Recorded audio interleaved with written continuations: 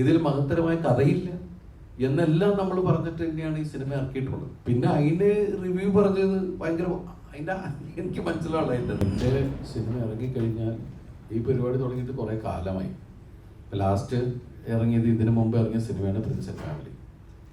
ആ സിനിമയും സംഭവിച്ചത് നിങ്ങളെല്ലാം കണ്ടതാണ്.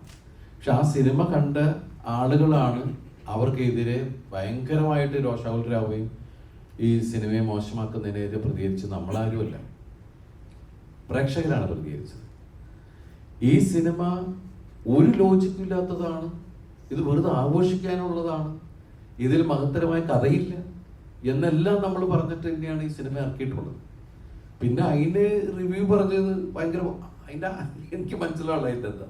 പക്ഷെ അങ്ങനെ പറഞ്ഞാലാണ് അവർക്ക് പൈസ കിട്ടുള്ളൂ. അത് കാണാൻ അവർക്ക് എത്ര ആളുകൾ അതിൻ്റെ ഉണ്ടാവും, അതിന് അവർക്ക് ഓരോ ക്ലിക്കിലും അവർക്ക് കിട്ടുന്നത് ഡോളേഴ്സാണ്. അപ്പം അതിന് വേണ്ടിയിട്ട് അവർ ഈ സിനിമ കൊണ്ട് തന്നെയാണ് അവർ ജീവിക്കുന്നത്. പക്ഷേ നമ്മളുടെ സിനിമകളെ സ്നേഹിക്കുന്ന ആൾക്കാർ, അല്ലെങ്കിൽ നമ്മുടെ സിനിമയിൽ വിശ്വാസമുള്ള ആൾക്കാർ, ഒരുപാട് ആൾക്കാരും അതൊന്നും ശ്രദ്ധിക്കാതെ തിയേറ്ററിലേക്ക് വരുന്നുണ്ട്.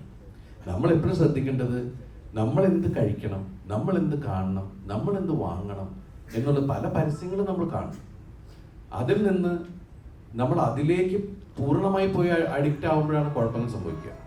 അതെല്ലാം കാണാം, കേൾക്കാം, പക്ഷെ എന്ത് ചെയ്യണം, അല്ലെങ്കിൽ എന്ത് എടുക്കണം, എന്ത് കാണണം, എന്ത് കളയണം എന്നൊക്കെ തീരുമാനിക്കേണ്ടത് നമ്മൾ തന്നെയായിരിക്കണം.